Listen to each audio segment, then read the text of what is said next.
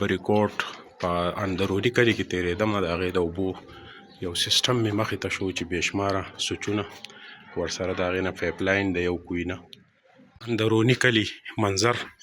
دا بیا یو بل سیسټم د اوبو چې د دې نه د مختلفو کورونو پایپ لاین تلي والز ورته لګېدلي او دا د هغې د بجلۍ سیسټم دی.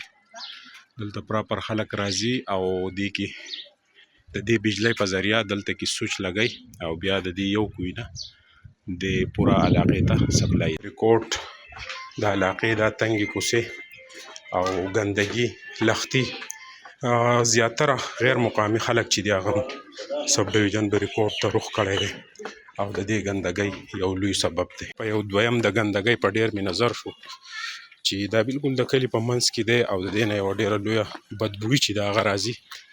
نو دلته چې کوم خلک اوسېږي د دوی هم ډیره لویه ذمهواري ده، د میونسپل کمیټې هم ده، دا یو ګنجان آباد سب ډویژن بریکوټ او د بریکوټ پراپر لختي کلی او دا دومره لویه ګندګي.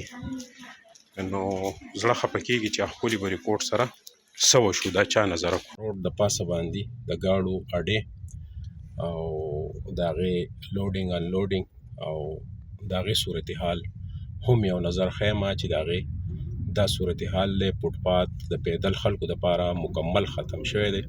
بیا خلک وایي غریب د یو غریب د وجې نه 15,000 غریبان پاس. دا دی د سب ډویژن بریکوټ مجموعي صورتحال، لوډینګ اور لوډینګ او د روډ د پاسه اډې. بریکوټ کلي د ښودو مقصد دا و چې دا ګندګي د راتلونکي نسل لپاره به یو لوی عذاب جوړ شي.